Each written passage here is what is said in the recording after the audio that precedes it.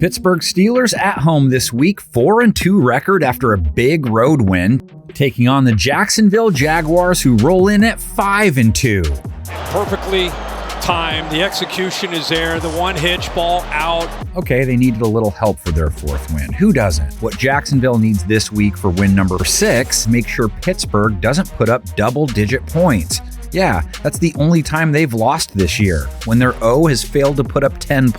Warren looking for an alley. He's got the end zone, and the Steelers are an extra point away from tying it. Yes, that's an oversimplification, just a random early season fun fact. Bottom line, both these defenses pretty similar. Jags holding teams to 20 points per game. Steps up, fires, batted, picked.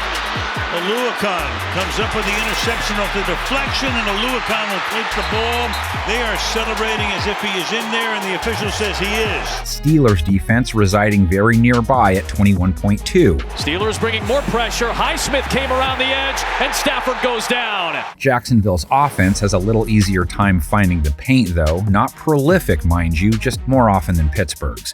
Trevor Lawrence rating over 100 last week. TD, no picks. Checks it down underneath. That's a crossing route to Christian Kirk. 30, 25, 20, 15, 10. Christian Kirk to the goal line. Touchdown, Jacksonville, and the Jags have retaken the lead. Jacksonville's passing attack so far remains in the solid but not great category. They didn't have Zay Jones versus the Saints or Calvin Ridley. Oops, never mind, he did play, sort of. And Lawrence's knee wasn't 100%, so he quick passed a lot to avoid New Orleans' pass rush getting to him. They didn't even hit him once. Off play action now, a little pass taken here by ETN. Off he goes into Saints territory. Being he faces TJ Watt this week, wouldn't be shocking to see him do more of the same. Watt didn't sack Matthew Stafford, but he picked him off. Stafford is picked off. It's TJ Watt. The Pittsburgh defense strikes. Pittsburgh's pressure rate definitely helped them keep Stafford to a low 80s rating. It'll be interesting to see how Lawrence and company approach it, much depending on how his knee feels. Either way, Christian Kirk is number one guy. Kirk 90 yards in the game-winning touchdown. Lawrence bouncing around. That's caught up at the 40-yard line. Kirk makes the catch there. That's a first down. Steelers secondary did give up 140-plus yards to Puka Nacua. Stafford over the middle. Here comes Puka Nacua with a first down and a burst out to midfield.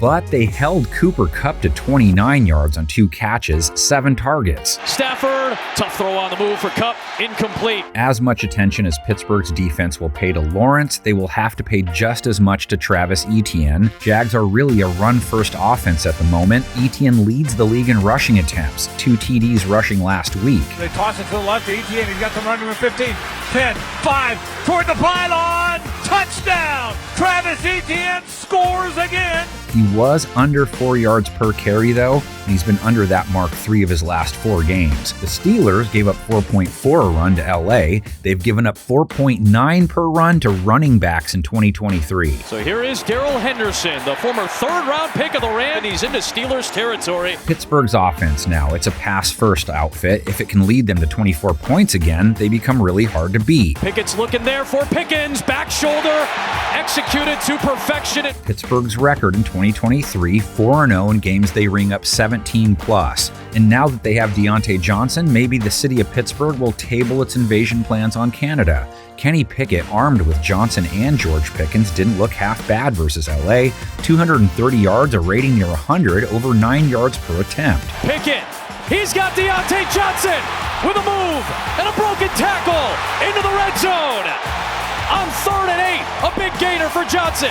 Having a second weapon makes a difference. Johnson, 79 yards in his return. Kenny Pickett, comeback route. It is snatched in Rams territory for a first down by Deontay Johnson. Welcome back. Pickens, meantime, went for over 100 again. That's 3 games over 100 for him. Oh, George Pickens, back shoulder, just snatches it in front of Witherspoon. Pickett now turns his attention to a Jacksonville defense that gave up over 300 yards to Derek Carr through the air. Carr to the end zone. It's Thomas reaching for it.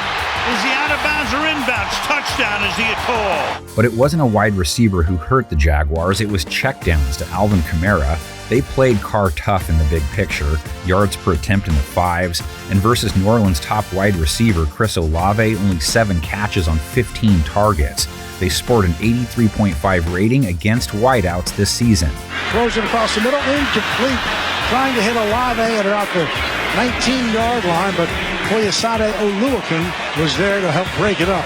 Jacksonville's strong play against the pass last week, tied to its pass rush, applying plenty of pressure, ended up helping them keep Carr to a low 70s rating. Carr, look out, escapes, throws on the run, incomplete. Pickett has been pressured 41.7% of the time. That's one of the highest rates faced in the NFL. Pickett under pressure. Flag is thrown. He gets grabbed and wrapped up once again. However, last week versus LA's pressure, 5 for 8, 86 yards, rating near 100. It's Pickett trying to pick it apart. It is caught near the sticks. Steelers run game, Mr. X Factor, Najee Harris, 3.8 a run last week, under 4 a run for the season. One of the better games this week, one of 3 games featuring 2 teams over 500. Lay out who wins and why in the comments section. We'll let our panel speak on matters now.